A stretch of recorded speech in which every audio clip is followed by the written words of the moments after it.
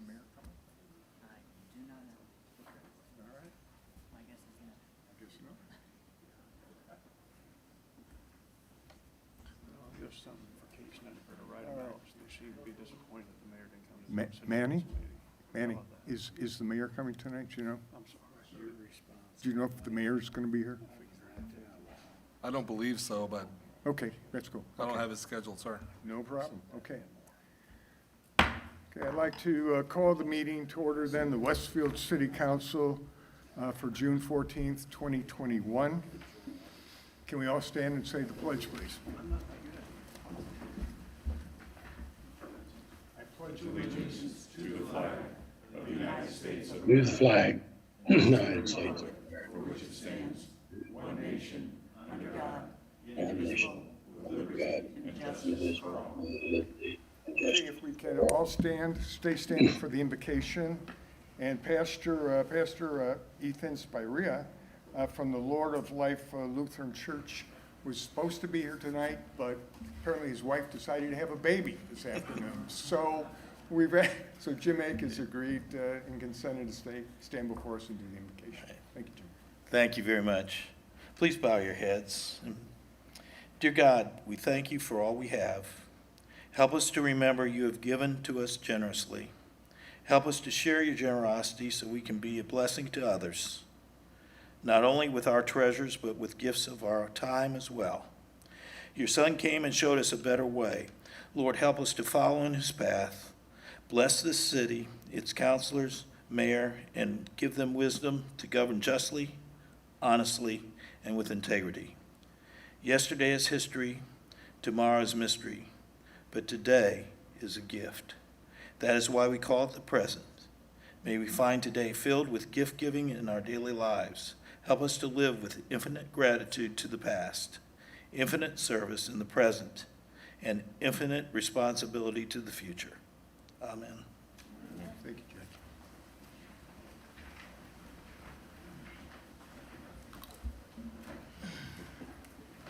Cindy Gossard, will you please note the presence of a quorum? Scott Willis, Here. Troy Patton, Here. Cindy Spaltieri, Here? Scott Fry, Here. Mike Johns, Here. Cindy, oh, who did I miss? Jake Jake Gilbert. Here. Sorry. Is Joe Edwards? Here. Okay. All right, we do have a quorum. Thanks, Cindy. The first thing then on our agenda will be the approval of the minutes. Well, first of all, does anyone have any changes to the agenda? Okay, hearing none, I'll move to the approval of the minutes. Does anyone have any additions or changes to the minutes from May 24th of 2021? Hearing none, do I have a motion to approve the minutes? So moved. Do I have a second? I'll second it. Okay, the motion made by Cindy Spaltieri, seconded by Scott Fry. Cindy, would you call the roll, please? Jake Gilbert, Yes. Joe Edwards, Yes. Scott Fry, Yes. Mike Johns, Yes. Cindy Spaltieri, Yes. Troy Patton, Yes. Scott Willis. Yes. We do have a quorum. Or, I'm sorry, 7-0. Thank you, Cindy. Okay. Next item on our agenda is the claims. The claims docket for June 14th, 2021. Are there any questions regarding the claims this evening?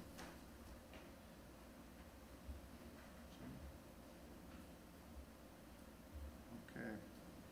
Hearing no questions, I'd entertain a motion to approve the claims. So moved. Do I have a second? Second.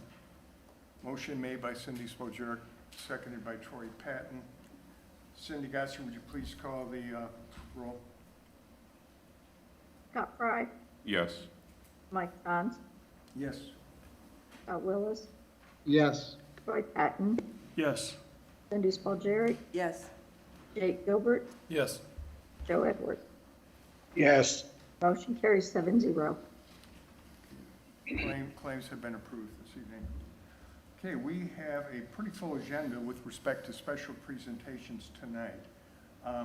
First thing on the agenda is a council appointment to the RDC to replace Brian Ferguson. Do I have any nominees for that position? There's someone I'd like to nominate. Scott? I'd like to nominate a person who's a retired CFO, been in Westfield 20-plus years, actively involved in the community, attends most every city council meeting, RDC meeting, finance committee meeting, just super involved, very involved with the comprehensive plan, that development of that, and I would like to nominate for appointment Linda Nass. Scott? Do I have any other nominations? Do I have a second then? I'll second. Okay. Motion has been made by Scott Fry, seconded by Troy Patton. Cindy, would you call the roll, please? Jake Gilbert, Yes. Mike Johns, Yes? Joe Edwards, Yes. Scott Fry, Yes. Cindy Spalgeric, Yes. Troy Patton, Yes. Scott Willis. Yes. Motion carries 7-0. Super. And Linda, congratulations. Okay. Next item on our agenda is a New Builder Architectural Review Board at Woodwind Council appointment. This is an appointment to replace Randy Graham, who was on the council before. I'm going to ask Cindy Spalgeric if she can explain this. It's a pretty unique position. There was a PUD passed a little bit ago for the Woodwind area PUD. And in there was a commitment for this new Builder Architectural Committee. And within that, there were certain appointees to that. So this is very specific to just that PUD.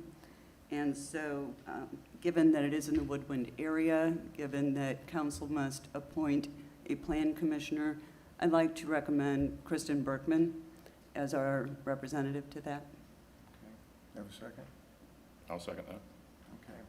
Got a recommendation of Kristen Bergman, motion to approve her, second by Cindy Spalgeric, second by Scott Fry. Can I have a vote, please? Cindy?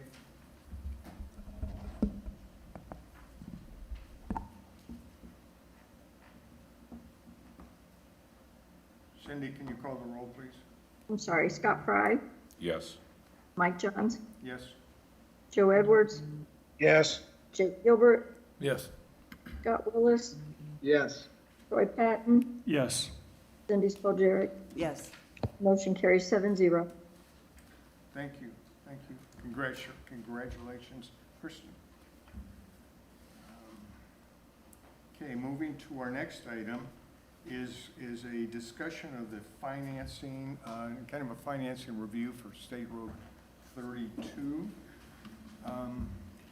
We've asked Jeremy Lawler to kind of address how we're going to pay for the road and just remind us where we stand at this point. Yeah, sure, thank you. For the record, Jeremy Lawler, Director of Public Works. Per your request, I've put together some information. All this information will also be on the capital improvement spreadsheet that I sent you guys last Wednesday, I believe. But here we can go into another report of how we track things and then talk in detail from the cash flow perspective. So I recognize this is probably not super easy to read, but this is a budget actual and cash position report that I get every Tuesday. I had this one ran this morning so that obviously I would have updated today numbers for this presentation. So this information pulls directly out of NAV. It's a JET report that's run in Excel, pretty easy format. In here you'll see what we have collected to date. So this is revenue going into the 264 fund. We're at 3.116 so far. We have a conservative estimate of $5 million worth of revenue in road impact fees. Just one of the questions that Councilor John sent me was, how do we reserve funds for spend later? In the capital sheet, That's really where we account for them. Our strategy has always been project revenue low, budget conservatively underneath that, and then if we have dollars left over, then obviously we can program those for later years. To put that in perspective for you, last year we collected about $6.5 million, 6.48 million in road impact fee generation. So we conservatively utilized $5 million as our projected revenue for 2021, and 3.16 million is where we're at so far, so we're just over 60% at the midway through the year. Down here, you see the individual appropriation numbers that are accounted for in road impact fees. So when you approve the road impact fee budget, these are the line items that have dollars associated with them. You can see our $4.5 million budget. Keep in mind, this says we're at 54%. Some of that is spend from 2020 projects that have hit 2021. So those dollars were appropriated prior to the beginning. So this is a little deceiving because we haven't spent 50% of our budget for 2021 projects. Some of that is carried over from 2020. And then the most important thing on this sheet is our current cash balance. So we are at 6.86 million of road impact fee dollars in that account. And this is kind of a breakdown. So this is a direct cut from the capital improvement sheet. You can see here, we started 2021 with $6.6 million. We've budgeted $5 million worth of revenue. We expect $6.5 million worth of spend in 2021, leaving our ending balance at 5.071 as a conservative estimate. That's based on that $5 million. As you move down through the line, 2022, our annual expenses as of now are $3.5 million. That's largely Jersey Street extension. We believe we will, as you can see here, this is a $4 million revenue projection that carries on through the sheet. So we believe that's very conservative. We would end 22 then with 5.5 million. 2023 is State Road 32, roughly $6 million worth of construction cost. There's not much else programmed for that year, certainly not at this time. Based on $4 million in revenue, we will end 2023 after having paid for Jersey Street and State Road 32 with road impact dollars with a carry balance of 3.6. And then you project the same all the way out to the end. Once you get much beyond 23, there's not a whole lot of things programmed, and that is mostly because we need to decide which avenue we're going for funding projects. We were heavily funding some projects with GeoBond dollars. So once we make a decision on where that goes, in the bottom of that capital projects sheet that I sent you, you'll see future projects in there. We can start programming those out. You see toward the end of 2026, we have a pretty healthy budget that'll go toward projects. Okay. Interesting. Okay. So just to highlight, cash balance of, this is as of today, cash balance of 6.8 million, revenues of 3.1 on a $5 million projected revenue. I think in my mind, it displays that we can easily pay for cash when the time's right. So I would answer any questions you have then, and I'm happy to back up to either of these sheets if you want to dive into them a little further. I think one of the concerns that I had, and we've been talking with the Finance Committee, was wondering, have you ever considered accruing the funds for it? And what I mean by that is we know that there's, I'm not sure, is it 32, 34, 36 months between now and the time that we're going to need the cash? We pay at the beginning of the project, which is in the first quarter of 2023. So right here. So we will have to pay the $6 million, $7.5 million in that quarter. So it shouldn't be $7.5 million. So part of that $15 million project is money we're spending today. Well, At that point, the only thing we owe is the construction costs. Okay. So big portion of the project is design.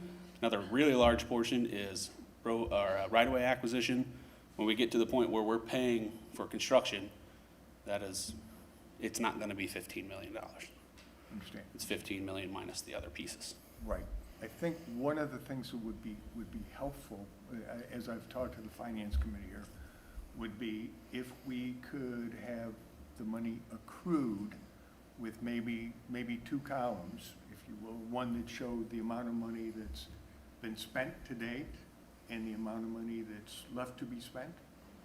So that we know that Okay. at the end of the line, we are going to need a total of $7.5 million, maybe 8 if you want to put a little question there. Really difficult to do at this point with the uncertainty associated with what right-of-way costs are going to be and what construction costs are going to be. I can tell you that the invoice that you approved for the design has that very thing on it in detail.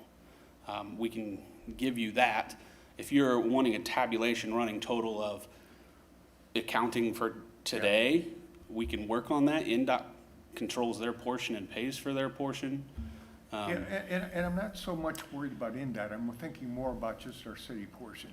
So if we know we've got a bill coming due in 24 months, okay, and we know that by the end of 24 months, we gotta have $7.5 million total, we will have spent or have to pay $7.5 million in 24 months, then we should allocate, just say a flat amount per month toward that $7.5 million.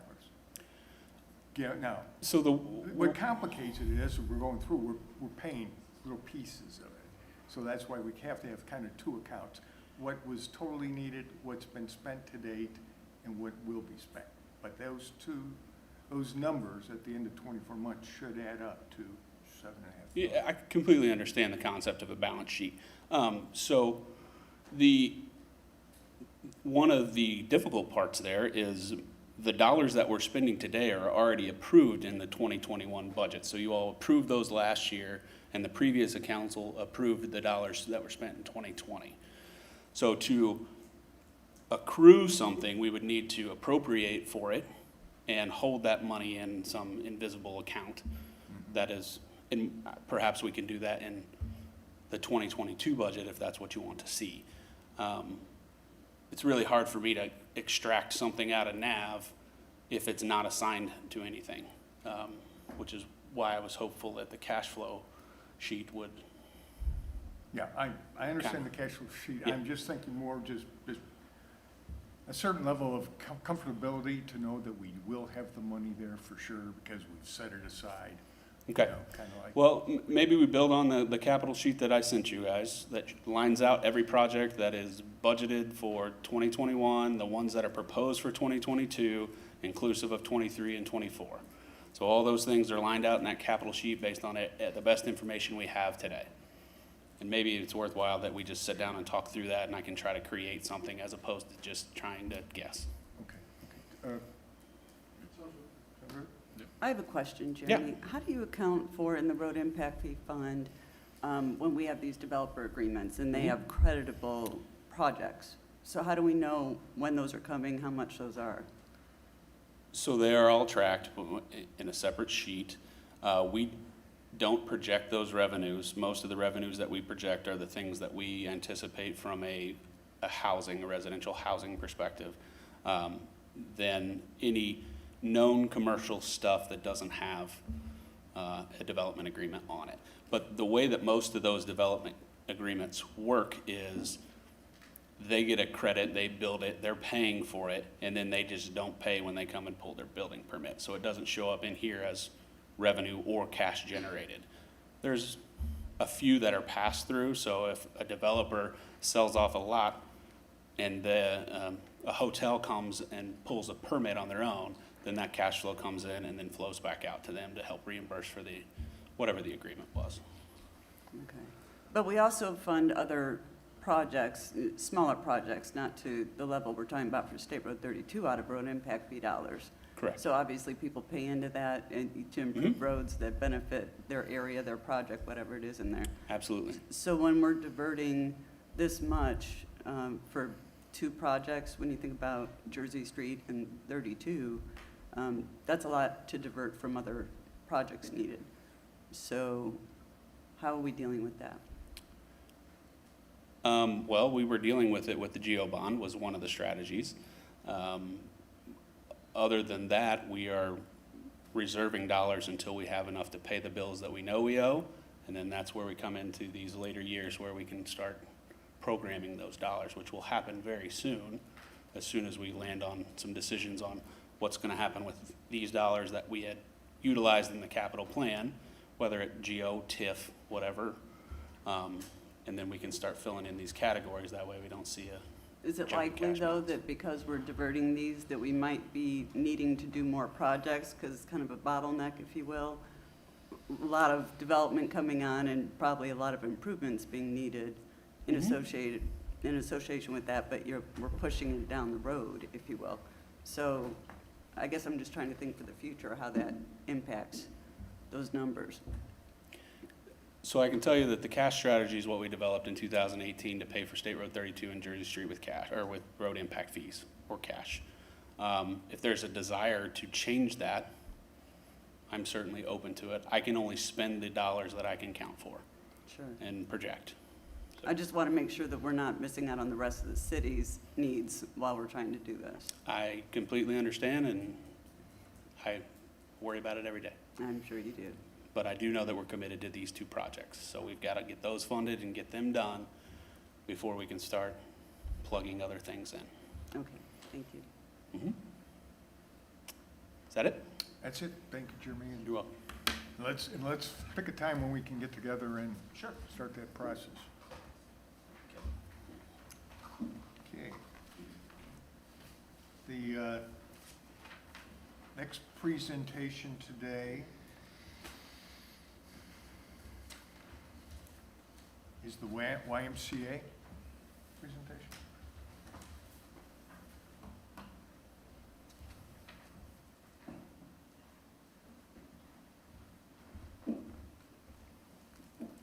Good evening, councilors, President Johns, thank you. Councilors, thanks for the opportunity to be here this evening. For the record, my name is Mitch Frazier. I'm chairman of the Capital Campaign for the YMCA, also a Westfield resident. It's hard to believe. It's been 18 months ago that I was before this body talking about the YMCA. Then we were looking at a $20 million facility located at the southwest corner of Wheeler Road and 181st Street. I remember that day like it was yesterday. It was the night before my little daughter was born, Katie. She was born the next day, and much has changed in my life in the last 18 months. Probably understatement of the evening. But much has changed in our world. Much has changed in our city, our state, our nation, our world, as we faced a global pandemic. I think during that pandemic, we all saw the need for a focus on mental health, for a focus on physical health, and connectivity. And councilors, this evening, my ask of you is to respectfully consider our request for the YMCA, an investment of $5 million over a period of time of your choosing. But I really want to share with you why I believe now is the right time to make the investment in the YMCA. First, we do believe this is critical infrastructure by definition. When we look at what the YMCA provides, this community and provides communities all across central Indiana. It's a place where people can come and to grow, to learn. It's a place where education can happen, specifically when we look at those with needs, those facing chronic disease. You'll see in the packet before you, we've already begun conversations with Marian University.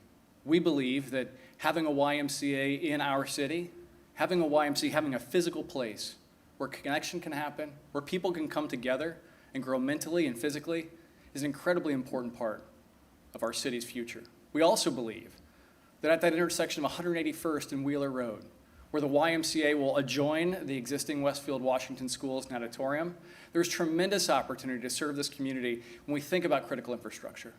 Located right outside of Grand Park, located on the Monon Trail.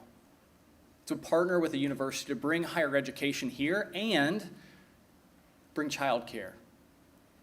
One of the greatest challenges facing growth for working adults, for moms and dads, is being able to take care of their kids while they go to school. The YMCA provides that infrastructure, critical infrastructure by definition, to be able to bring childcare and an educational facility to our community. Second, we believe that the YMCA creates a platform for partnership. Our first partner, our naming partner, Last time I was here, 18 months ago, we talked about Ascension St. Vincent being the naming sponsor of our YMCA. That partnership was the first of many we've already brokered. And that partnership, we believe, will continue to create more partnerships. Already, we've seen with our studio facility located on Union Street, an opportunity for us to connect with local churches, local nonprofits, to really create partnerships here that give our community the opportunity to grow, mental health, physical health. We believe that that will continue to grow through summer camps and through the works we're already doing with local nonprofits.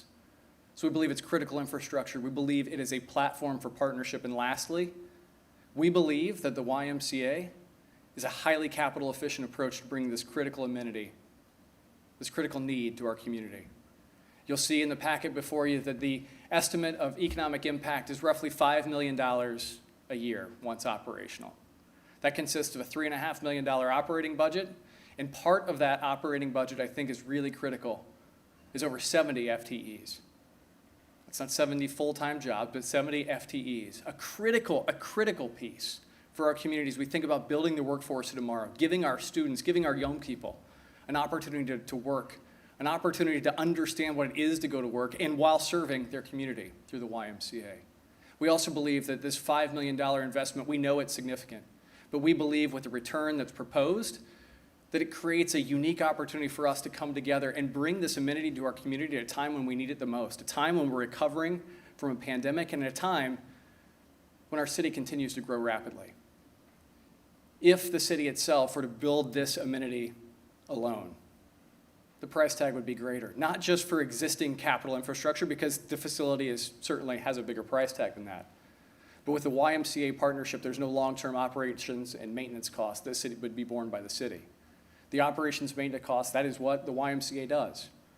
We've proven it in other places, we've proven it in other cities, and we believe this is a highly capital efficient strategy to bring this amenity to Westfield.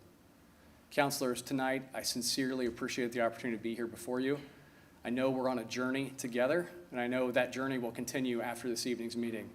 Tonight, the intent was to give you an update and make the official request of a $5 million investment.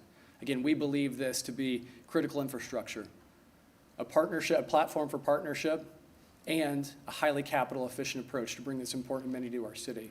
I'd be happy to answer any questions that you may have, and certainly welcome Greg Highland from the YMCA. He's Chief Operating Officer and can answer any operational questions you may have about the facility as well.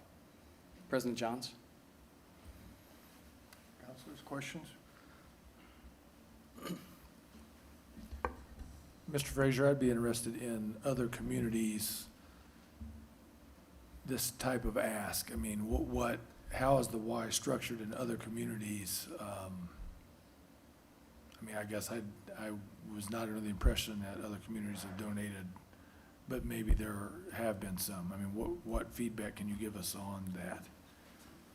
Good evening, Greg Highland. I'm the Chief Operating Officer for the Y of Greater Indianapolis. Thanks for taking the time to let us be with you tonight. We presented to the Finance Committee a couple weeks ago and shared with them, I think there were 4 examples of YMCAs in Indiana that were funded at different levels and by different mechanisms. And they range anywhere from $10 million up to $18 or $20 million. And so we didn't want to prescribe the method. We just wanted to make the request. But Ys across Indiana and the country are built on partnerships and municipal support. So it's not a unique opportunity. Probably the closest one to us would be the city of Fishers. When they built that Y, it was an investment by the city of about $9 million, 22 years ago now.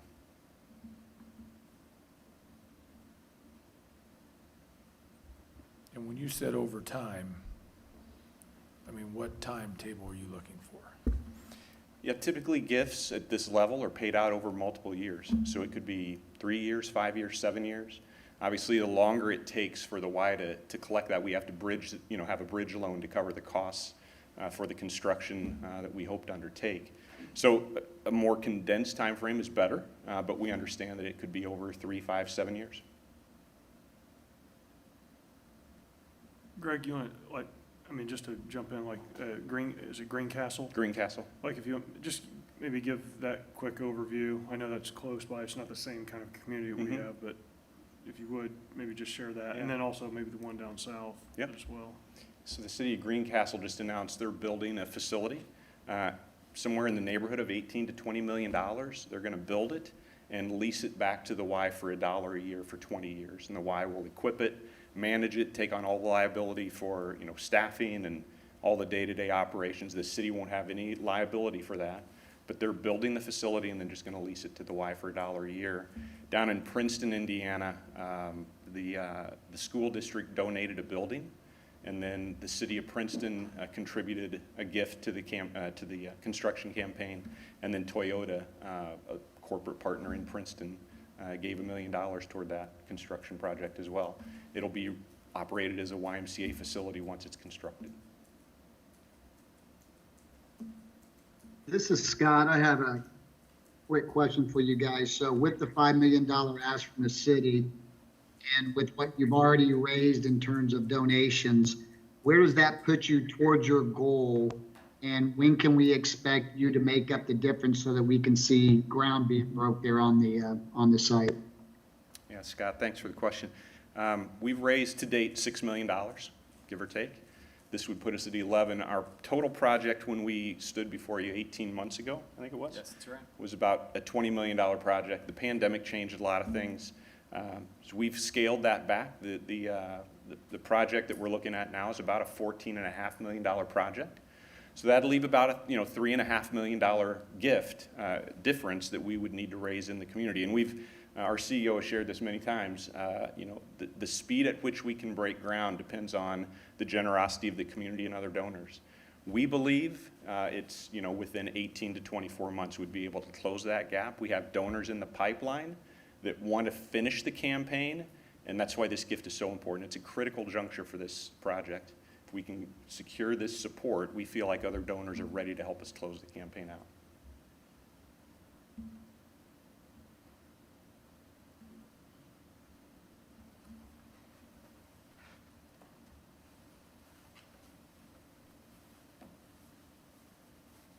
Just to update everybody, I had a thought that perhaps if we could participate in this way, that those funds would likely come from the ARP money that we are to receive as a municipality.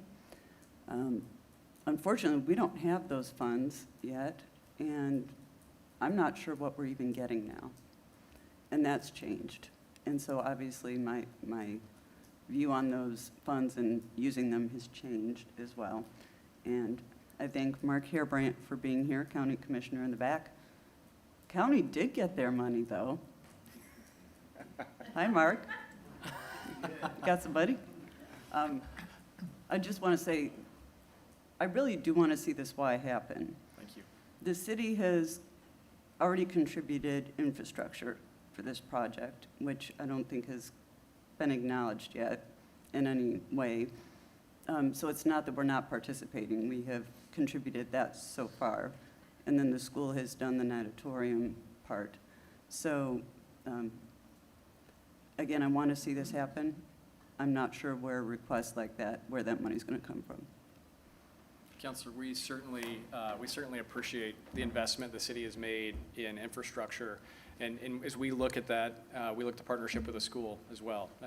The natatorium simply wouldn't have happened without Greg's work and the leadership of the YMCA coming together. And so as we talk about this as a platform for partnership, we really see it. And that's more than, a talking point or a label. We believe it in our heart, and we believe it in our wallets, and we're doing that. And so we certainly appreciate your work and the support you've already provided. Have you talked to our Chamber of Commerce? I have not. Okay, that's a great place to start, too. We've got hundreds of businesses. I see Karen in the audience here, a few other members. I think there's over 400. We've talked with a number of businesses, Counselor. There's been a number of us, a couple dozen of us working over the last 24 months on really sourcing those key cornerstone gifts. Mm-hmm. And as you know, during the pandemic, it all but stopped.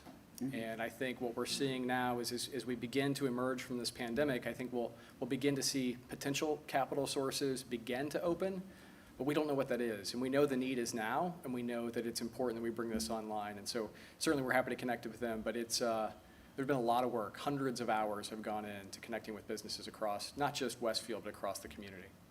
Okay, thanks.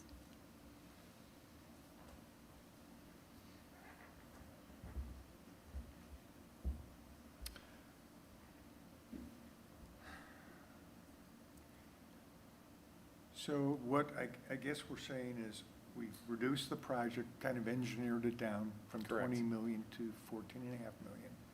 What will the new project look like versus the old project? So maybe I'll take the first cut, Greg. And so the predominance of the reduction comes from a warm water pool. So what we believe, we actually pulled together a number of focus groups throughout the pandemic, both virtually and virtually meeting on Zoom, and then through a survey to really understand what priorities the community were.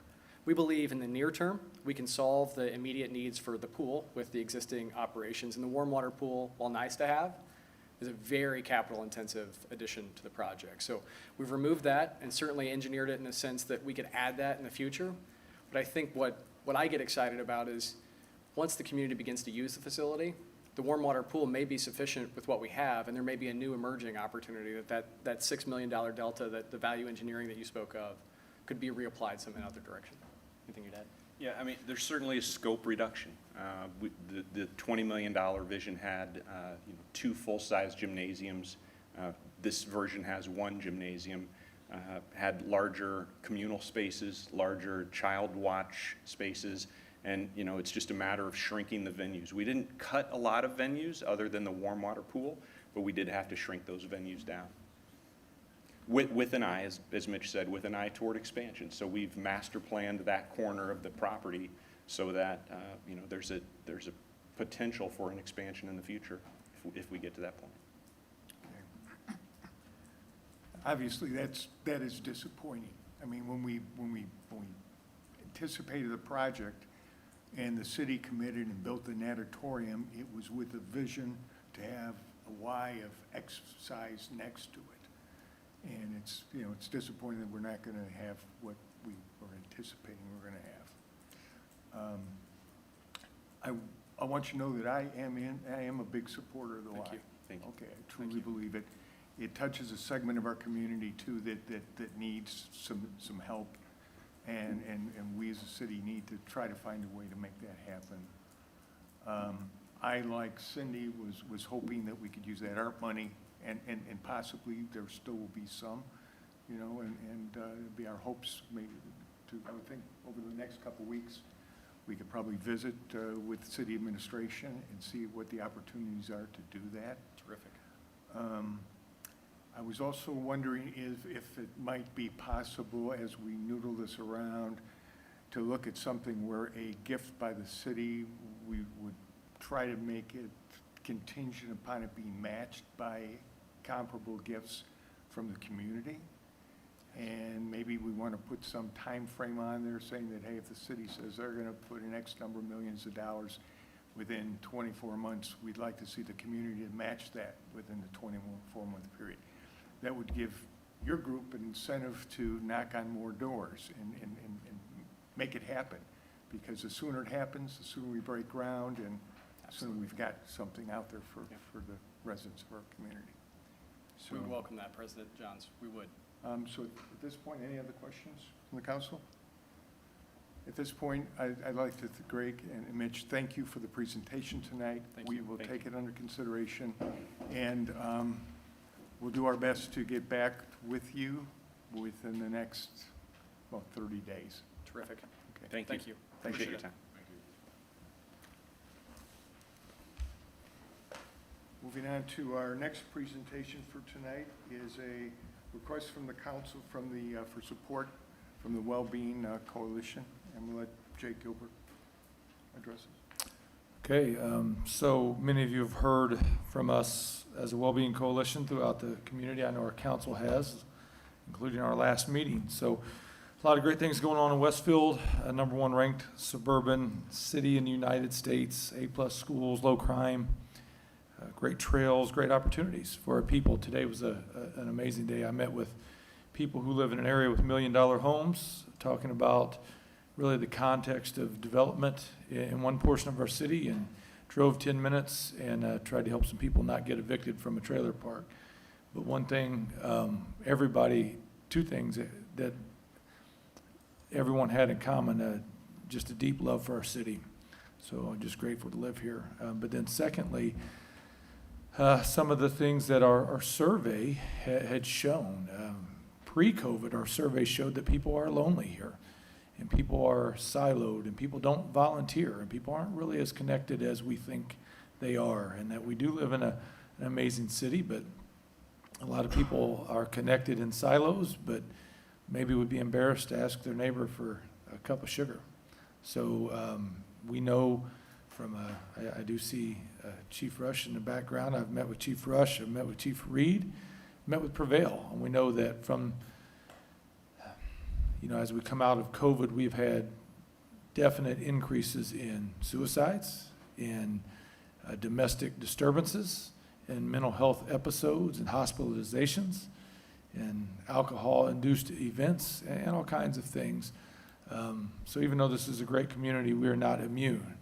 And so the Wellbeing Coalition is really just a group, an organization of people in our city who are trying to be proactive, and we believe that the best solutions are in prevention. We have been working hard and accomplished a lot of great things, and we're proud of those, but we are here to ask for help. We think to take the next step, we need a temporary employee. The temporary employee would come at a time that's much needed for us to keep up, that this person would help us as we navigate the next steps of becoming a nonprofit and obtain our own 501c3 status. The person would help us with the volunteer portal as we match outreach needs in our city with people who need them. This person would handle administrative duties like we saw in the last month for our You Are Enough mental health campaign. This person then would also help us with fundraising in the future as we try to reach our ultimate goal. So this money that we are asking for is out of the City Council promotions line. It's money that's already budgeted. We're halfway through the year, and this money is not earmarked for something specific right now. We certainly are understanding that's a big amount, but it is a budgeted amount. This is not an additional appropriation.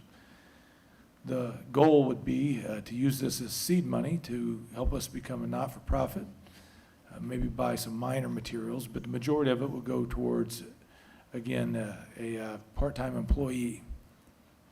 This seed money hopefully would help us transition to the next ask, which would be the ARP funds from the federal government. And then that would give us the time to become self-sustaining in a way that does not take money away from the very nonprofits that we're trying to support, which is a difficult task. So we certainly hope that this would be a one-time ask and that this would get us on our feet in a different way where we're not beg, borrowing, and stealing from the township, the schools, the city, the chamber, and all the fine people that have really done us a solid to help up to this point. So at this point, I'm going to make a motion, but before I do, I'd like to just ask if there's any other questions that I can ask from our counselors, or answer, I'm sorry.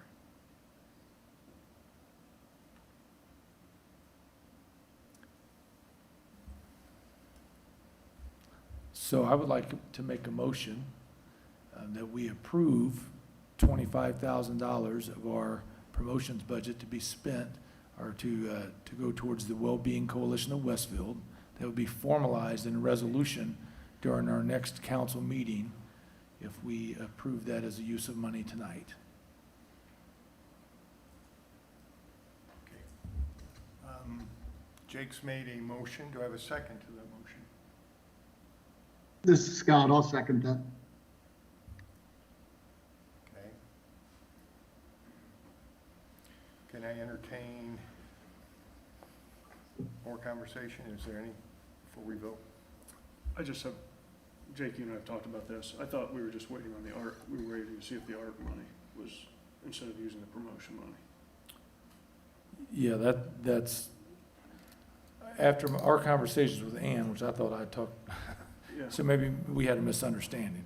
But after, I thought Ann made it pretty clear to us that for us to ask for the ARP money, we need to be a non-for-profit. Part of this money is to help us take that step. That alone is gonna cost us close to $1,000, just in fees, even if Ann sets it up for us for free. Right. Could- Because they were gonna set the 501c3, you're gonna get a determination letter from the IRS, right?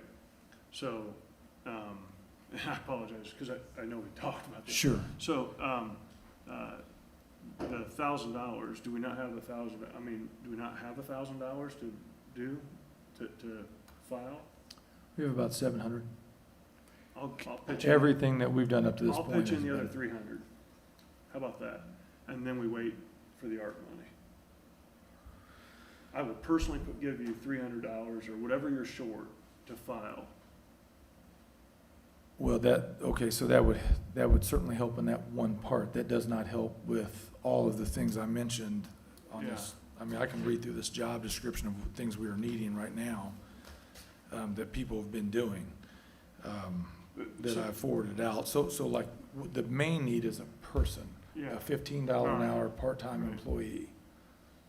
Right.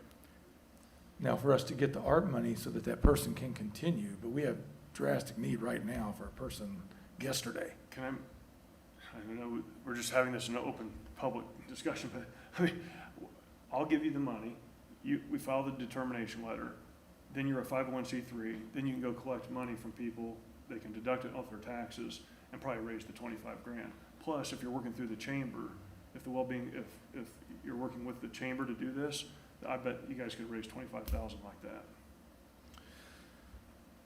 Well, what if it takes us 9 months to a year I will help you. for the I federal will- government I will to approve? I'll get people, I will assign people as well as myself, and we will call every chamber member, and we will help you to raise the money.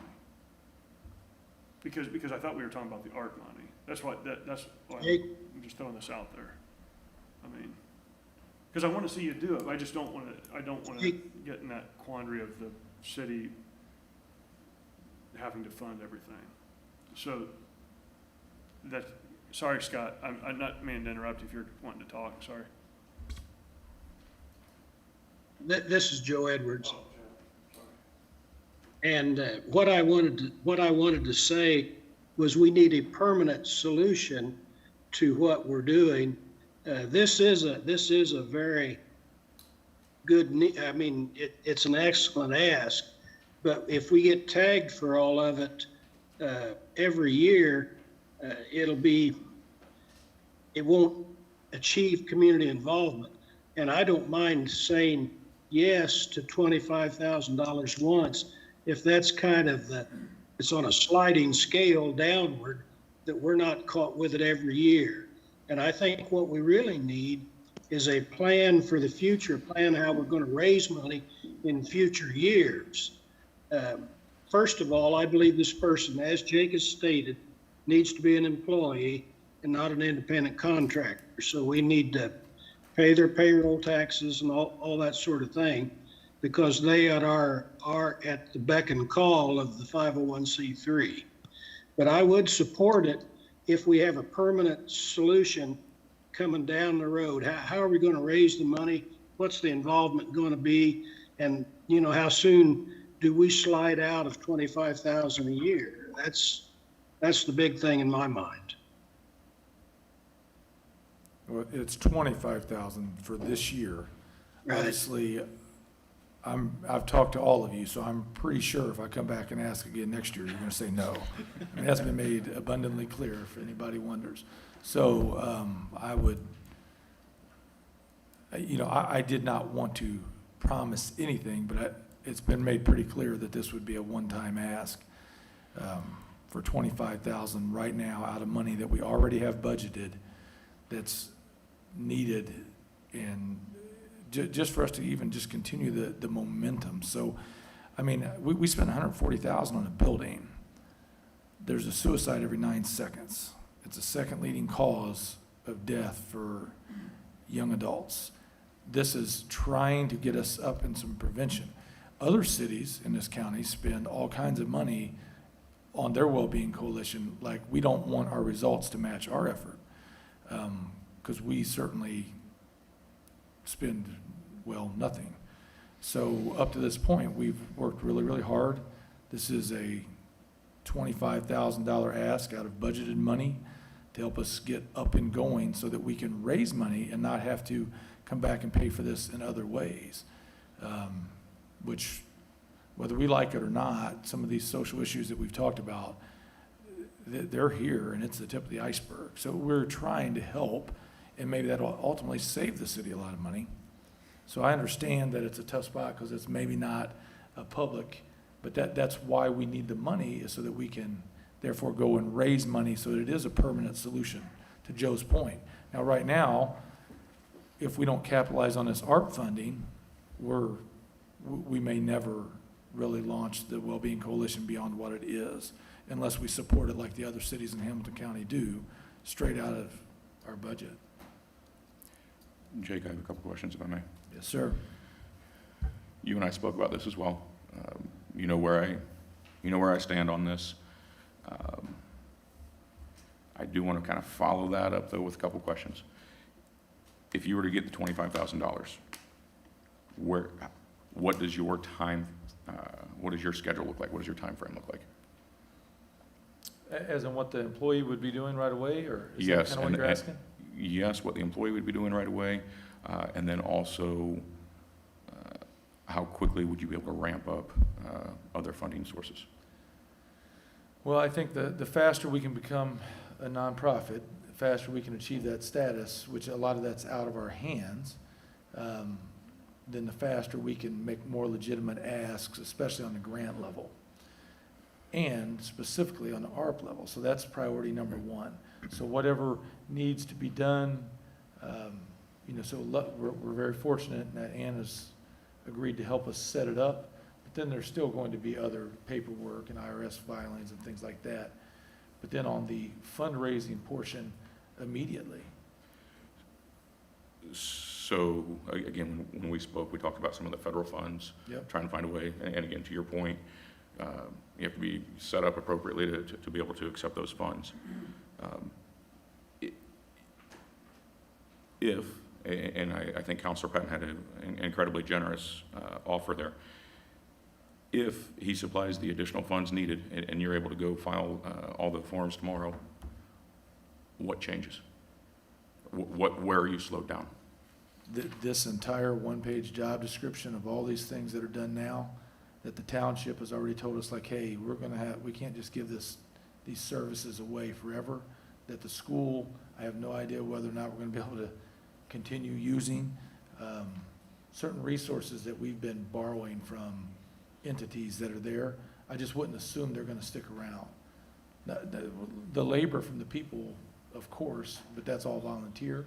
But beyond that, I mean, we've been using resources from the community, and it's been gifted, and I don't know that that's going to just continue. Now, in addition to that, we've grown. We've done more in the last few months than what the coalition had done in the previous couple of years. So the scope of what's necessary and needed is way beyond what it was a year ago. So there is a huge list waiting. I'm not going to be able, I know I'm the president of the Wellbeing Coalition, but in my job, I'm not going to be able to call every single mental health provider again like I already have, or just continue to beat down nonprofit doors until we know, is this still the person? Are you still offering these services? What's changed? All the volunteer work that we have done, still willing to do. But can I run the volunteer portal? No, I cannot. We need an employee to be able to do that. I'm going to ask you one question. I'm sorry to do this in public, but I'll ask you anyway. With the offer that Councilor Patton has made and your ability to expedite that portion, getting set up, get documents filed appropriately, is there any different, any smaller number that would possibly work to help bridge the gap? I mean, And I'm asking that for a very specific reason. That specific reason is, I just hate to commit taxpayer dollars to this, just in general. But again, I understand the work you're doing, the work the group is doing, I think is phenomenal, and obviously important. But I just want to know if there's a smaller amount we could possibly look at if you had everything filed appropriately to start accepting. well, we need a quality employee, so paying less than $15 an hour, I don't think is a great strategy. We need to be able to pay someone for at least 6 months, because it's gonna take time. We want this to be self-funded. Well, an employee at $15 an hour, it's gonna take some time. We're not even sure how long it's gonna take for us to become a 501c3 and to be able to apply for some of these grants. So it's, less than that means pay a person less or pay a person for a shorter period of time. So I don't think 25,000 is a huge ask. Like I said, I mean, we spent 140 on that building. All right, thank you. Yeah, so I'm just saying my offer stands. I would be happy to, whether this passes or doesn't pass or whatever, whatever. I'll donate the rest of the money. You figure if it's $25,000 a year for a part-time person, that's $8,000, right? For the first, third of it, approximately, right? I gotta think that we can raise that money through the chamber or the 400 members, I mean. Here's part of the tricky part. I've We raised. can't I've raise raised money you know. from anyone that money, again, would come out of the coffers of the very nonprofits we're trying to support. So if your business has always supported Open Doors, Yeah. and now like, yeah, we'll support you, but then that money no longer makes its way to Open Doors, that's counterproductive. We're trying to serve that exact organization. So this would have to be new, additional donations we would not want to take from the entities we're trying to serve. Does that make sense? So it's not quite as easy as just get donations from Yeah. businesses. If they're already supporting youth assistance or Heart and Soul, we don't want to take from that. We do want to get new grant money, new opportunities, our money for sure. Yeah. That does not take, so that's why it's a little complicated in that sense. Ann, can I ask Ann a question? Roughly how long will it take to get the paperwork filed and? So, two things need to happen. One, they would have to organize into a legal entity structure, so they could choose to be a corporation, an LLC, et cetera. That's not particularly time-consuming. You can file that online with the Secretary of State, need simple organizing documents. What's more time-consuming is the application for exempt status with the IRS. It is a lengthy application, which would take some time to do. And then once you submit it, it will potentially be months. It may be many months before the IRS turns around and either asks you to change something or tells you that they've accepted the application as is. So it could be a total of 4 months. It could be a total of 9 months. I mean, you just don't know. The costs, I would tell you I don't remember the costs off the top of my head for the Secretary of State's office, but let's say for filing that it's a few $100s, and the cost of the filing fee with the IRS is between $800 and $1,000. Again, I haven't filed one in the last few weeks, so I don't remember entirely. So it's between $1,000 and $1,200 just in costs, and it takes a while.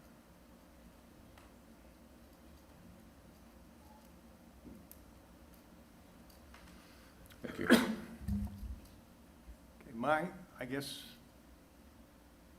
my thoughts regarding this are that, first of all, I guess I'm a little disappointed with the city as a whole, because it's my understanding that since the Wellbeing Coalition was formed, the city has only contributed $500 to your organization. I think there's a tremendous value to what you're doing, Jake, and to the Wellbeing Coalition, and that there's a great need for it in our city. And when I hear that other neighboring towns are donating $100,000 to the process, and we've donated $500, I kind of have to ask the question, why? And it concerns me greatly.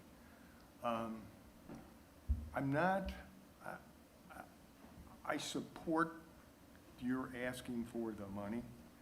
I have a problem with it coming out of the city council's promotional budget. I think it's a fair ask, but I think it's an ask that could have easily been asked to come out of the mayor's promotional budget, or somebody else's, some other budget within the city. It's something I think we as a city should do. I'd be certainly willing to share with other departments within the city. And I know that we've got a $34,000 budget. We haven't used much at all of that budget year to date.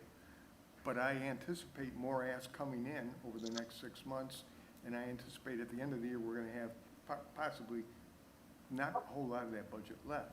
I mean, it's budgeted for that amount for a reason. There are historic asks that come through.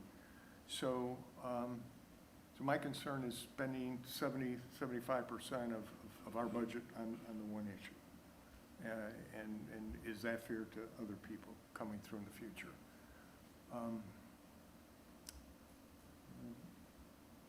I guess if in the big picture, I mean, Ann has graciously offered to perform the filings at no charge, you know. We've got Troy's offered to use his influence to try to help raise money. I think that setting all that aside, one thing we have to keep in mind though is, and I know you're concerned, you don't want to necessarily take money away from other nonprofits, but in the real life, when you get out there, if you become a nonprofit, if this is successful, the real life is you will be competing with the other nonprofits in this city. There are people who have X amount of dollars to give. Some will give to the Wellbeing Coalition. Some will give to the Heart and Soul Clinic. Some will give to other charities. But you've got to be realistic that you're going to be taking some dollars that are probably now going someplace else. So I want you to have the fire in your belly to do that, because I think that's something that's going to have to get done, or it doesn't work. Personally, I would support probably giving you half that amount from the fund. I think we could stretch the budget and make a way to make that work. But I don't see that I could vote to approve $25,000 coming out of our fund. Can I make a suggestion? Not to interrupt, but just a suggestion. I had to do some quick math because I'm not good at math on the fly. It looks like 6 months, 40 hours a week, of which you said it would actually be a part-time position, so this would actually be full-time hours. It's looking like it'd be just under 15,000 for the remainder of the year, if I got my numbers right. Would anyone be amenable to offering then 15,000 instead of the 25? Thereby that preserves at least the ability for us to have some of our promotions budget, does get you up and running, should get you at least to a point where we know better about any other events and fundraising opportunities that you guys have. I'm just putting out a suggestion here, hearing what we're discussing right now. I don't know if anyone's interested, but. This is Scott. So I just have a couple of questions actually, and they're really targeted for Jake there. First off, Jake, have you talked to the city about an ask beyond, to couple up of what Councilor Johns was saying? And two, my concern about dropping this to 15,000, I don't want to throw money at this if it's not enough to make it effective. So I would only be concerned, if we gave the 15,000, does that really move the ball forward? And so Jake, I guess that's a question, both of them are for you. Well, from the beginning, the very, very beginning, the mayor made it clear that we were trying to get to this be a private sector driven coalition, not a city funded coalition. I don't think it's bad for us to have a little skin in the game. To me, like I said, 25,000 is a drop in the bucket compared to what other communities spend.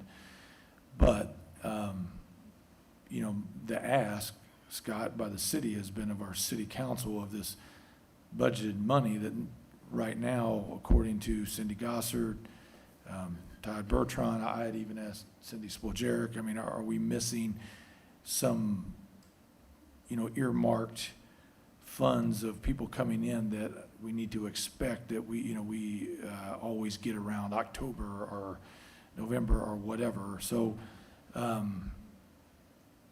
I would also say to Cindy's suggestion, I don't have a timetable as in we're hiring a person tomorrow. We need to stretch the $25,000 to make it work until we can get ARP money. That's the whole point.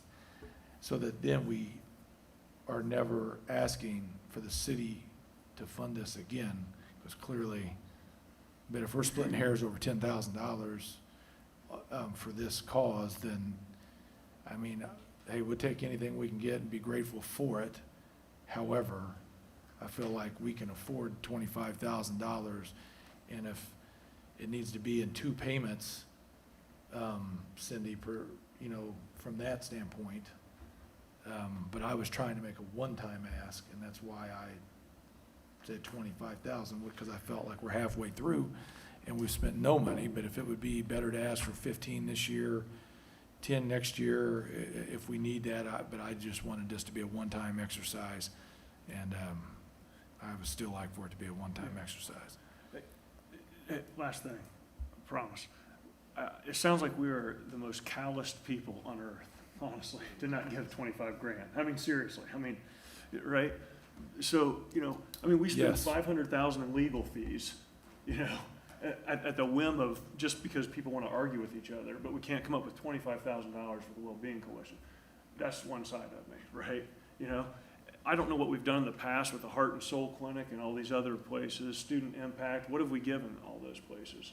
I would like to table this until the next meeting. I want to find out what we've given all these other groups in the past and see what it comes up to. In the meantime, between now and the next meeting, I will try to help you to raise the $25,000. We'll see what we can do. Just 2 weeks. 2 weeks. Well, the resolution would be 2 weeks from now anyway. The problem is, I'm hoping I can call in from a mountain in North Carolina, the FCA camp. Yeah, so I'm not gonna be here. But 1 month. we have got to get the paperwork rolling so we can get to the ARP. There's an urgency. If you worked in it, you'd understand, I guess, but we've been working our tails off. So, I just think this is a minor ask for the city to participate with money that's already in the budget and earmarked for nothing. And we have, if you want, when you look up, when you combine all the things where we've given, it's gonna be a whole lot more money than this. A whole lot more. That's what I'm asking you. So now, every 501c3 in Westfield, Indiana should come and ask us for $25,000 because they need $25,000. That's what I'm saying. Does that make sense? So, let me help you to raise the $25,000. That's all I'm saying. I'm not putting Manny on the spot or Ann on the spot or anybody else, but again, if we can spend money at will over nonsense, I would think we can come up with $25,000, but that's all I'm asking you to do. Let's figure it out. Hey, Councilman Patton, I don't know if you can hear me now. This is Will Webster, Webster Reno, but our office can help. We donate $5,000 to the coalition. I couldn't understand that, but I think the little bit that I understood, I think I liked. Could you repeat that? Yeah, this is Will Webster with Webster Reno. Sorry, I'm at my daughter's basketball practice, but we would donate if it helps $5,000 to the coalition. Excellent. Thank you so much. We can raise the 25 grand. I'm telling you, we can raise the 25,000. Hey, James, I got $2,500. So there you go. Get your pen out. Keep them coming. Keep them coming. Jake, Motion's I been will, made, I will so- join you and Troy Yeah. in knocking on doors or doing whatever we have Yeah. to do. Yeah. I'd be happy to. So I tell you what. Throw me in, Jake. In fact, we'll just make it, so anybody that's listening to this meeting, the first $10,000, I will match it. My company will match $10,000 out of our budget. So we got 5,000 from them, 20, I forget, 2,500? 2,500. I think 5,500, if I remember correctly. $2,500, I'm putting in $10,000. And for God's sakes, if we can't raise $5,000, then we shouldn't even be on city council. I mean, truthfully. I mean, this is Westfield. I mean, we are a rich community, frankly. So, Wow. all right. So there you go. So get a hold of Jake and let's just raise the 25,000 and be done with it. Should we do it there? Okay, we've got a motion on the floor, made, seconded. I guess we have to vote to approve or disapprove the motion, so, and that will take care of the motion. So Cindy, you want to call the roll on the motion? Okay, There's all been- right.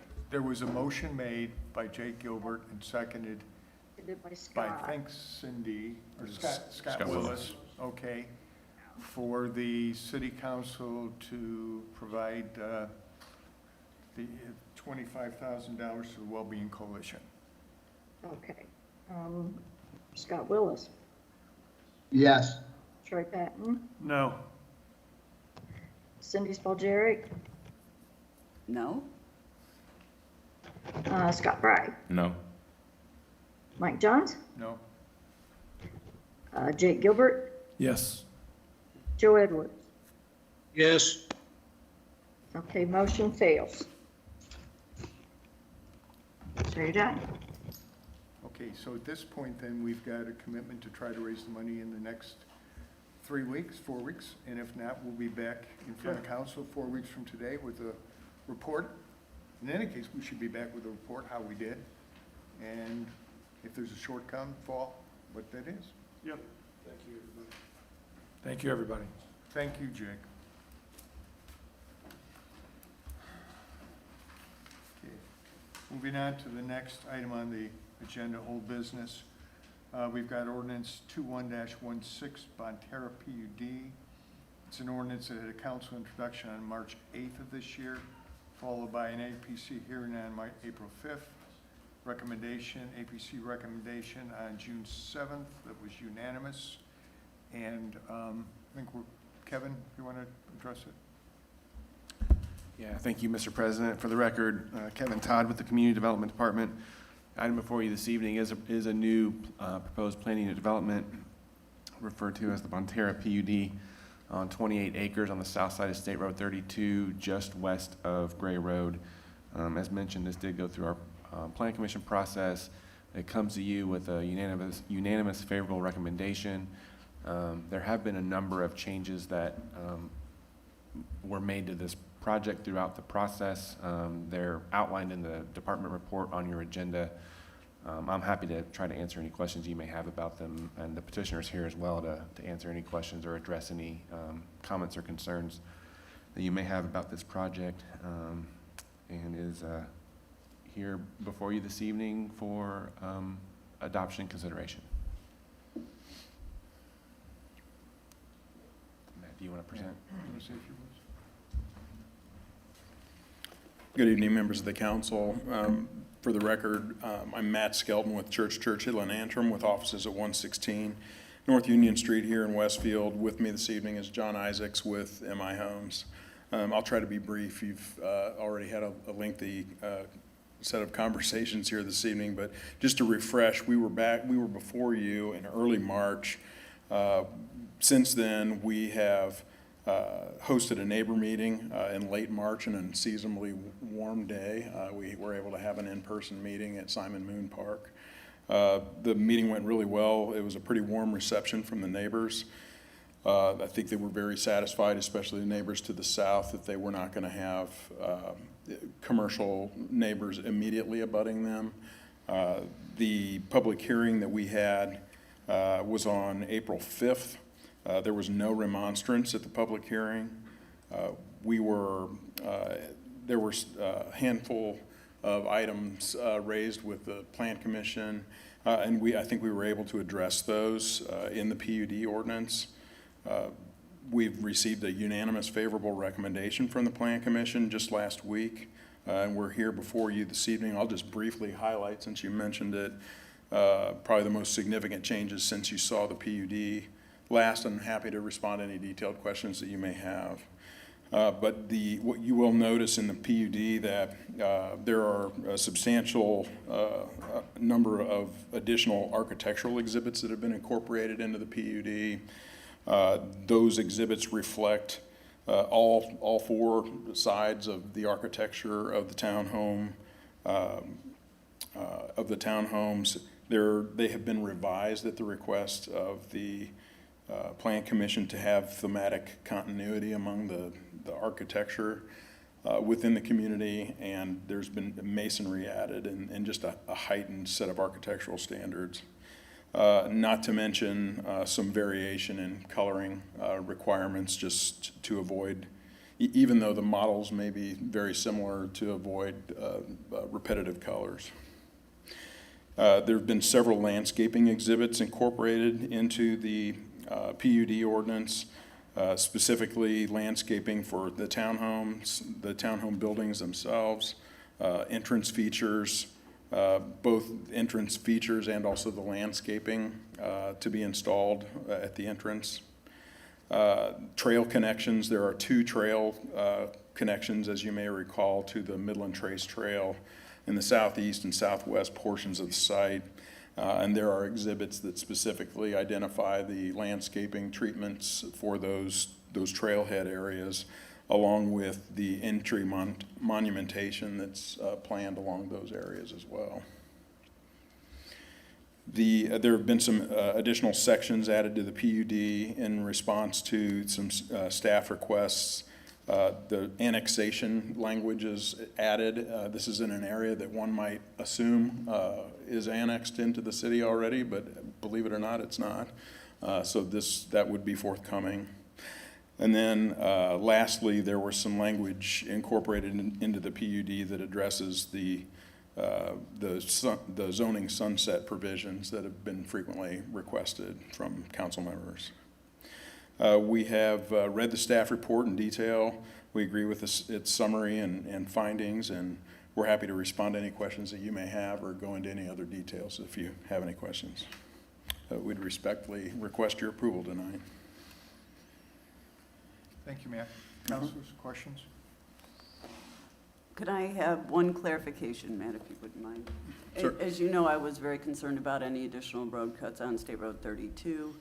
And I know that it is actually a private drive at Indiana Members Credit Union, and that's why we couldn't use that as a second access for the site, correct? Correct.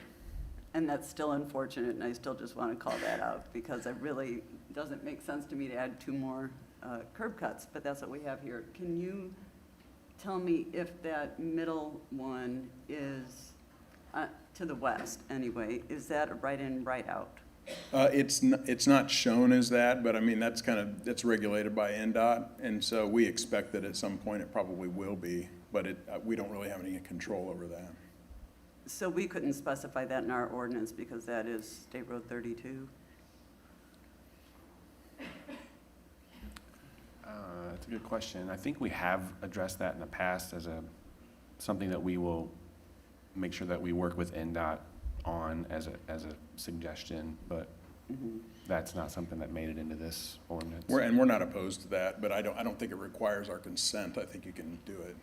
Yeah, I mean, obviously, this is gonna get expanded too, to additional lanes in this section with the 32 project, and so it does concern me anytime we add even more curb cuts. So certainly just don't want a full access. I understand.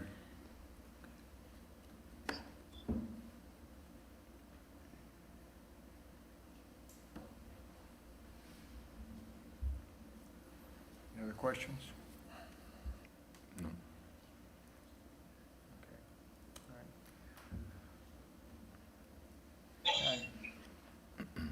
All right. I entertain a motion then to approve ordinance 21-16, the Bonterra. This is Councilor Willis, so moved. Have a second?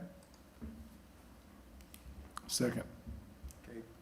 Motion made by Mr. Council Willis, seconded by Jake Gilbert. Cindy, would you call the roll, please? Yeah, Troy Patton, Yes.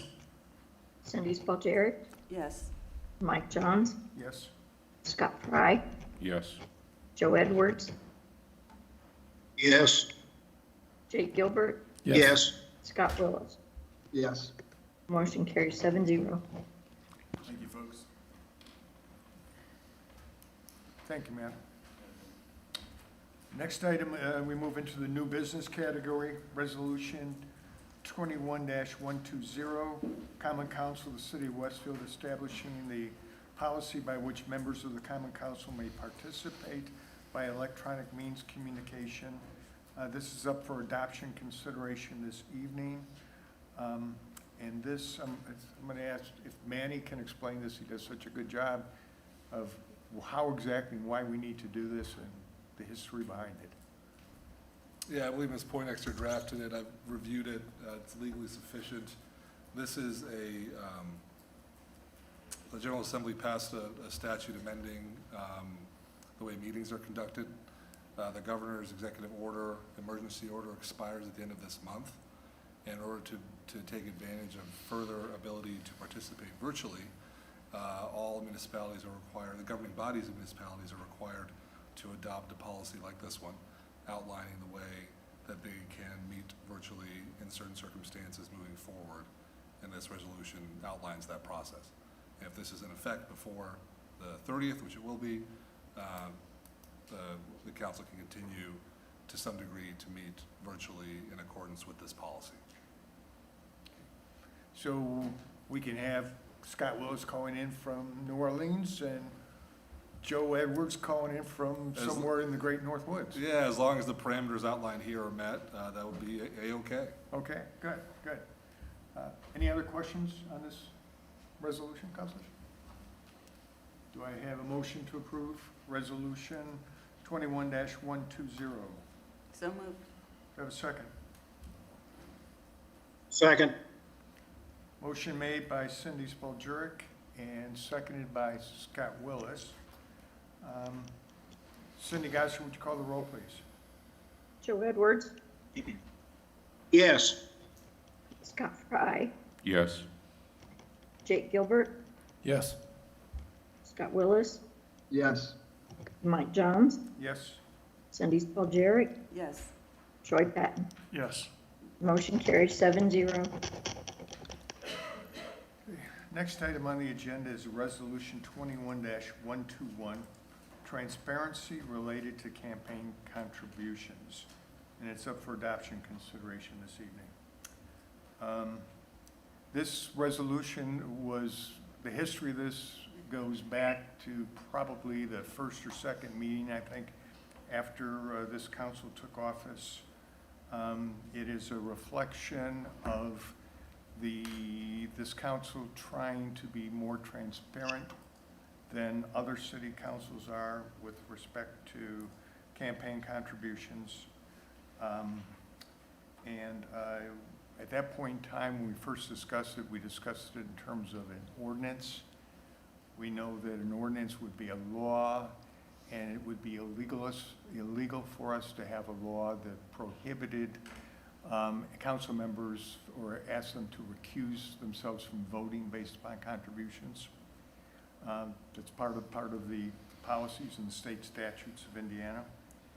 So what we try to do is replace that ordinance that was initially discussed with a resolution. And the resolution would be adopted to provide the guidelines for this council in an attempt to provide transparency. So with that said, I think I'm going to turn over to Councilor Fry to kind of fill in a little bit of blanks. Sure, thanks. So ultimately, what this resolution would provide is, again, as Councilor Johns has laid out, the framework for which our city council meetings would require, or strongly suggest, that if there is a motion or a vote brought before us that requires a vote, if a council member received campaign donations, either monetary or in kind, of $1,000 or more, they would have to make that disclosure before the vote. So, again, just an opportunity or an effort to make sure that everyone is well aware of those that are contributing to campaigns and things of that nature, and just an opportunity for this council to be as transparent as possible. Councilors, any questions? I love it. Period.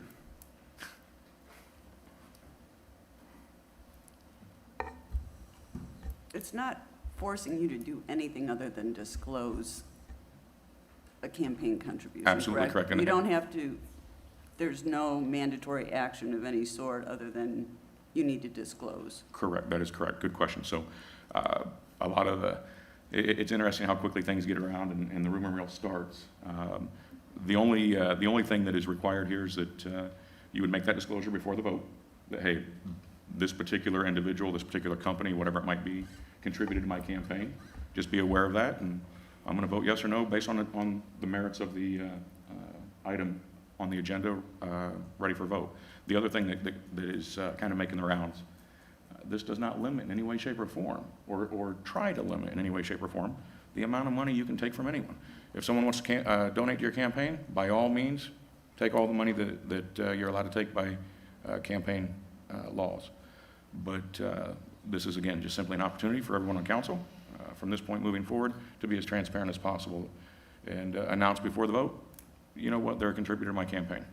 And again, it's $1,000 or more. It's there are 500 different ways to slice and dice this. If someone wants to contribute less than that, you don't have to disclose it. But we had to pick a number, so $1,000 is what we chose.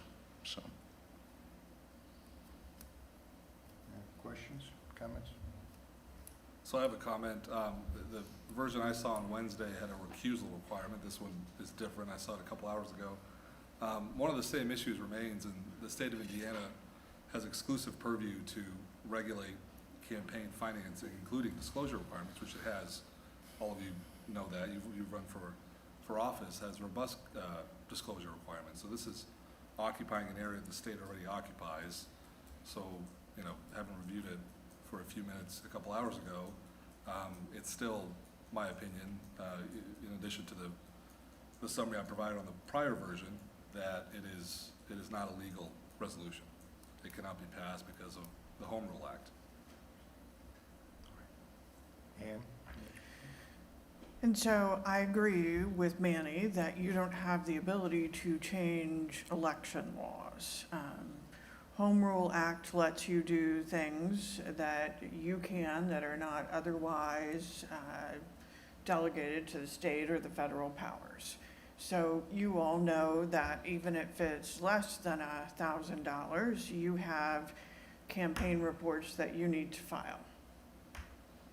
As long as you understand that this has nothing to do with election law, you have no intention to change election law rules, and you wish only to establish House rules, if you will, in favor of transparency, which is what you have said, then I believe you may do this. What Manny is referring to is something that he and I are both familiar with, which is an Attorney General's opinion in Indiana on a Fort Wayne ordinance, where Fort Wayne attempted to not allow people to have contracts with the city if they had made, I think it was $2,000 or more campaign contributions.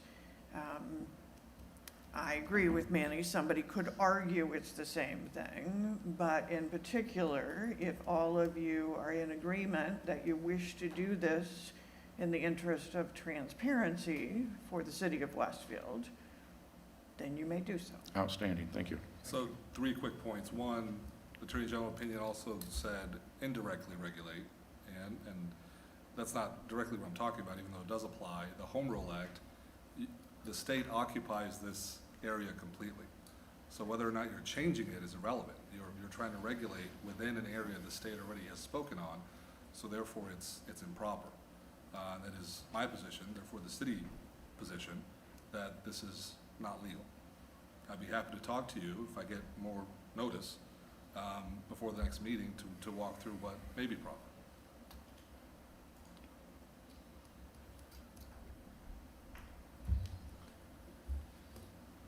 We've heard the opinions of both councils. Did we have this? Did someone make a motion to? Not yet. No. Do I have a motion to approve this? I have some discussion. Okay, Sure. Jay. So like, as everyone can see, here's part of the problem. I mean, we have we're trying to get a legal basis, and we have differing opinions, and we're just trying to make well-informed decisions. So that's hard on us, for starters. But secondly, I just worry about repercussions, Scott, of, we had one race in our last election which was uncontested, and it was a new counselor. I mean, it's hard to get people to run for these offices. Anything we do to make it more cumbersome,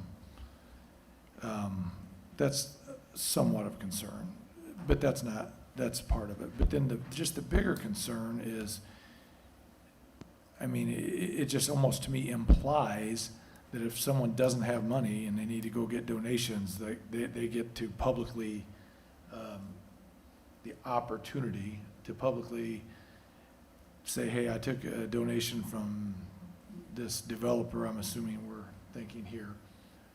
And then someone else who's like, well, no, I'm wealthy, so I don't have to get my scarlet letter out. And I don't like that. I just, it's on the form. Anyone can go ahead and look at anyone who donated to me. You can look right now, and you can go back and look if I voted however, so I nothing to hide, because we can't hide it as is. Yeah. But the public branding and scarlet letter part of it, I'm just not crazy about that, because some people run and they don't have a lot of money. You And can so still to take win. from everybody you want. Take money from anybody you want to take from. This is what happened. When I ran last time and I didn't take any money, I had a developer offer me $2,500 if I won.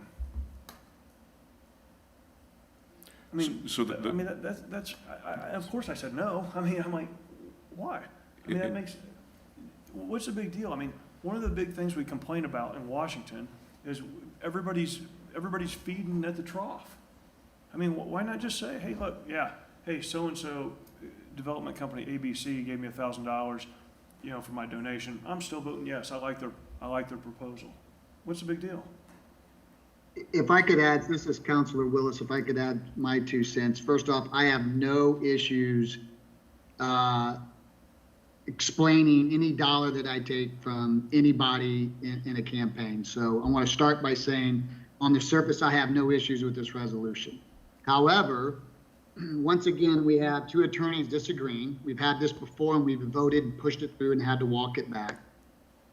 We collectively, as a city, have paid almost $700,000 in the first 6 months of this year between the clerk, the city council, and the city on attorneys.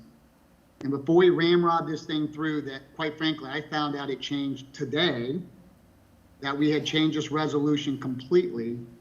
I do believe having a thorough conversation between the attorneys and making sure before we dive headfirst into this, and then we have, once again, another getting enthralled in another lawsuit, because we violated some voter law, I just don't think that makes a lot of sense. On the surface, I'm all for this, but I would like to see the two attorneys come to an agreement, or at least have a chance to digest it together before we vote on this. I just think it's prudent, and I just think we don't need any more black eyes in terms of legal fees. That's my 2 cents.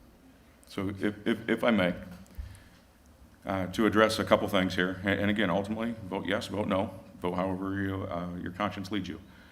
But ultimately, again, as far as the concept of someone going out and getting campaign donations, again, there is zero, and I can't emphasize that strongly enough, there's zero attempt to limit that in any way, shape, or form. Zero. As far as not knowing that it changed until this afternoon, if I'm not mistaken, Councilor Willis, the majority of the changes were to meet your expectations, if I'm not mistaken. You are absolutely correct, and I thank you for bringing that up. However, I was under the impression that all the attorneys had agreed that this was the right move, and I had not had a chance to talk to anybody outside of our own council. So this is the first I've heard from Manny, and I do respect his advice on this. I'm not saying he's right or Ann's wrong. I'm just saying because there hasn't been a thorough process of conversation, I'm hesitant to vote yes for it at this moment in time. Certainly you can move the ball forward with the vote if you see fit, but I just think giving it another 15 days to let these two figure it out is probably a prudent thing. But that's just my 2 cents. Do you think there's a path to that, Manny? Because it kind of sounds like you don't. Sounds like. I'm happy to chat. Like I said, Just I in reviewed it principle, for you think 15 minutes when I got it 2 hours ago before I had to leave. So I'm happy to look at it further. But under home rule life, I feel pretty solid about it, very solid about it. But I'm happy to discuss, absolutely, happy to listen. Ann?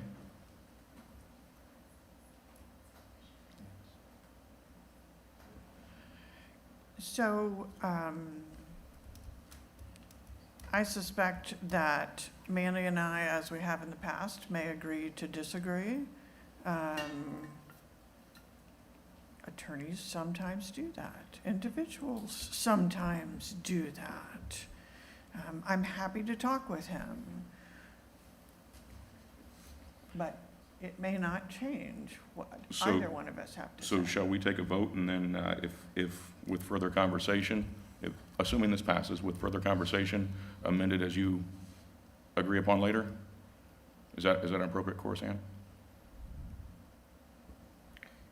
You, sir, may take a vote if you wish, or you may instruct the attorneys to go ahead and have conversations first and put it on the agenda for the next meeting. Well, you can't instruct me, but table is the safest option. Instead of having to walk it back, or like I said, I'm happy to listen. I didn't take a deep dive like I did with the first version, but I'm happy to listen and to provide advice on it. I don't want to take a vote that might result in some bad actions later.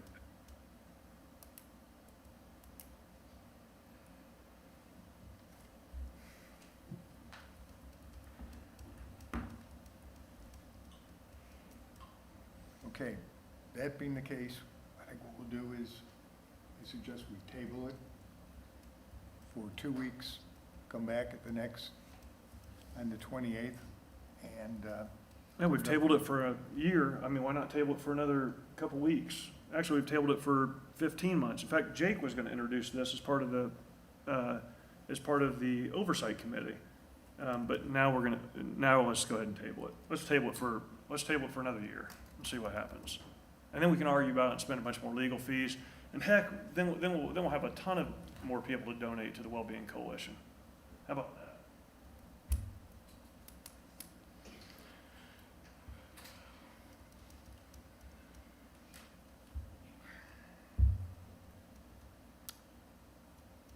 okay. I think where we're at. Can I ask Yeah. Blake's opinion on this? Blake here. Beg your pardon? Is Blake here? You're happy to call him anytime. He's not here. He's not here. Is he online? I don't have his schedule.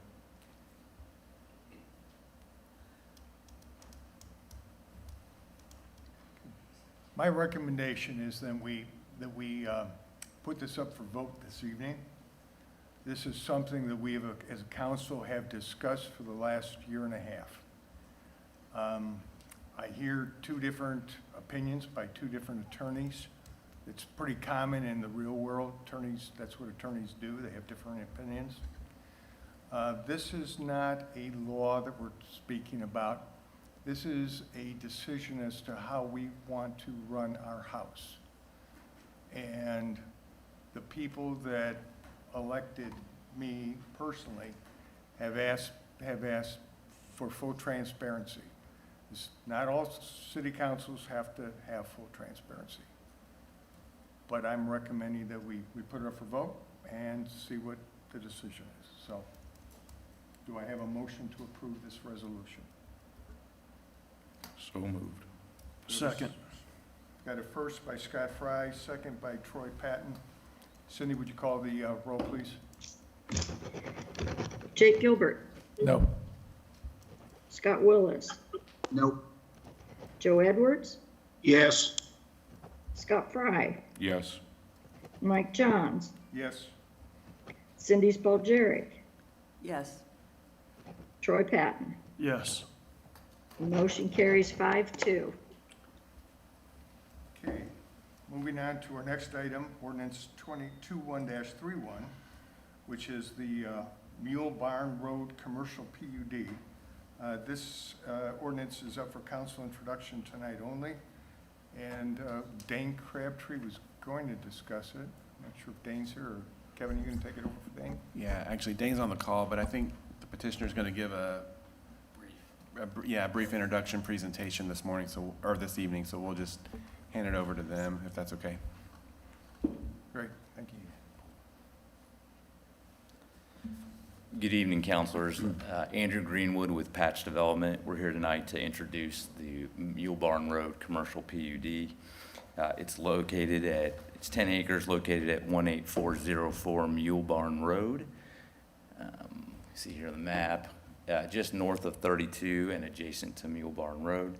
We're proposing to rezone the 10-acre site from agriculture zoning to a commercial PUD. The proposed use is a concrete batch plant. If you scroll down, thank you, Kevin, you'll see on the next slide our surrounding uses. To the north and to the east are agriculture. To the south is a concrete batch plant, and then you have the Country Mark gas tanks south of that as well. The next slide shows you some of our neighboring properties and what they look like from Mule Barn Road. That's the Country Mark gas tanks, and the next slide will show you the Shelby Materials concrete batch plant as well. And the next slide shows our site layout. We have the plant far back, basically adjacent to the plant to the south, landscaping all around the pond, and everything kind of off the road to help shield from the road and the view shed and from the neighbors as well. And the next slide shows you kind of a similar or sample of what the plant would look like. That's pretty up close. You would not be able to see that from the roadway. The following slide shows you kind of an image of what it looks like with the plantings and what we plan on doing to shield it as well.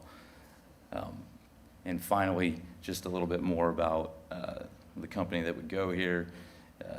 They have 10 fixed employees at the site. There'd be a large increase in commercial taxes. We're not asking for any incentives or abatement, and we believe them to be a respected corporate owner who is involved in the community.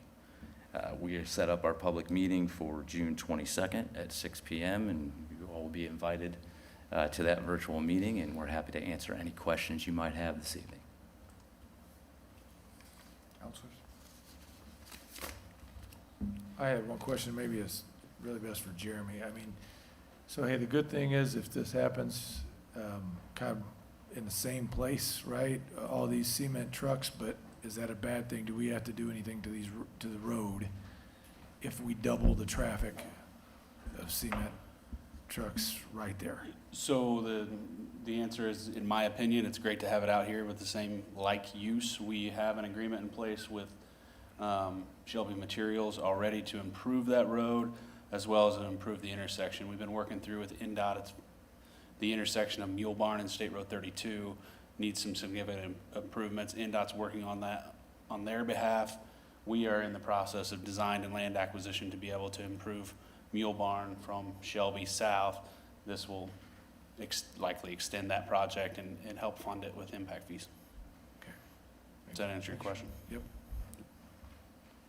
Andrew, thank you very much. I look forward to your presentation, the APC. Thank you. Have a good evening. Next ordinance, 2121-32, replacing and repealing the city's animal control ordinance. It's up for council introduction this evening. And then next, as I understand it, next time we'll have a full discussion of it with Chief Rush. But Manny, can you give us a quick background? Sure, happy to. I don't know, I was surprised to learn, certainly, I don't know how many of you were, that we don't have an enforceable animal control ordinance in the city. And so this is an effort by the county. Every other large city in Hamilton County has undertaken this process to some degree over the last couple of years to shore up their animal control ordinances. Obviously working with Chief Rush and Chief Jordan and Hamilton County Sheriff to ensure that whatever we propose ultimately and whatever you decide and hopefully adopt will be enforceable and that we can ultimately potentially get the sheriff to help with that enforcement. So the city doesn't bear the brunt of new infrastructure to house animals and the like. So this, it was a laborious process to get it up and through, but it has been fully vetted, and it would have a robust animal control ordinance that not only protects the animals, that protects the citizens, and that provides a usable and so everybody that moves into the city knows what to expect, and it's in line with every other big city in the county. Perfect. Okay. And if you want, ahead of next council meeting, the sheriff in the county has offered to provide additional background if that's needed, but I'm sure Chief Rush will provide answers to any questions you may have. Okay. Sounds good. Any questions, councilors? Does this impact any of our agreements with strays? I beg your pardon? Does this impact our agreements that we have with strays? So not existing, so this would be on a go-forward basis? Are we looking at potentially having to pay more money or anything like that? I'm wondering if that's part of it. That's going to be in the work with the discussions with the sheriff's office to potentially to help with enforcement and whatever the fee arrangement is. That has not been discussed or finalized. All right. Okay, thank you, Manny. I guess we look forward Sure. to hearing Chief's full discussion and presentation on that on June 28th. Next item on our agenda is really the floor is open to any guests, residents who wish to address the council at this time may do so. Kevin, do we have any cards? I do not have any. Is there anyone out there that's on the call that would like to address the council? Okay.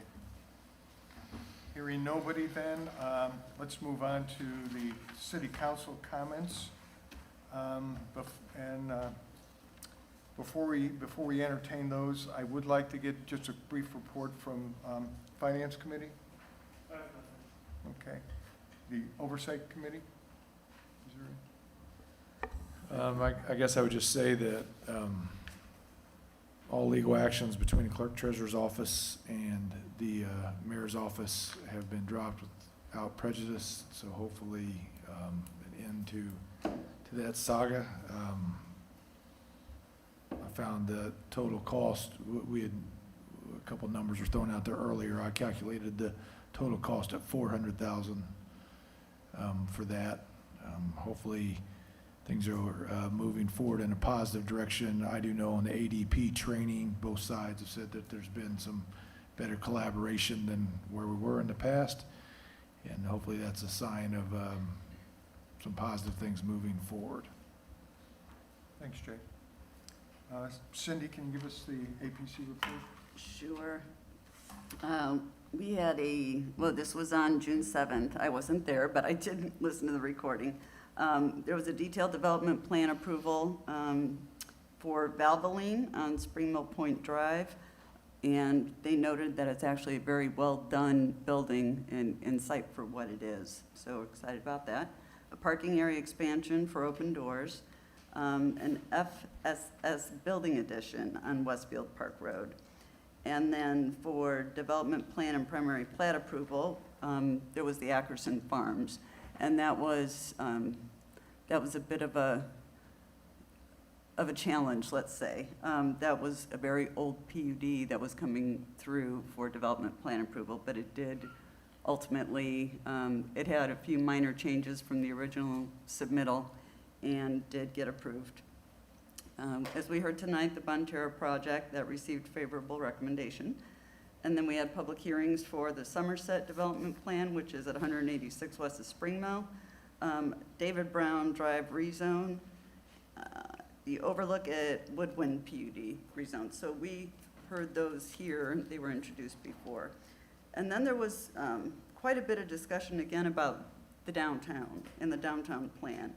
And planning commissioners had given all their information about what they thought about the downtown plans that are in place to Kristen, and she kind of agglomerated them. And kind of, there's an assessment of different things to think about, but there was some thoughts that there might be too much in the plan, that there were actually so many details, and that maybe we need some kind of executive summary, if you will, to help with marketing and things. And there's a lot in the implementation plan that I think it's already been accomplished. There's a few things that haven't, but staff is going to put together an executive summary of that, so the APC can better understand all that has been done. If I'm correct about that, Kevin, that's what it sounded like. Yeah, I think we were gonna do a kind of a training session, if you will, for that. Maybe more so than an actual written summary, but if that's what it ends up being, then we're open to that. Right. And, well, that's about it, so. Other comments, councilors? Scott? Just real quickly, I just want to recap, highlight, whatever you want to call it, a little bit of what took place here tonight. And I don't know, I mean, it just emphasizes, it underlines, it scores just what an amazing community we live in. And I'm speaking specifically to the donations that we're committed to for the Wellbeing Coalition. Westfield is an amazing place, filled with amazing people. I don't think there's a more caring place with more caring people or a better place to be. So those of you that stepped up and said, hey, you know what, I'm gonna throw my hat in the ring and I wanna help move this along.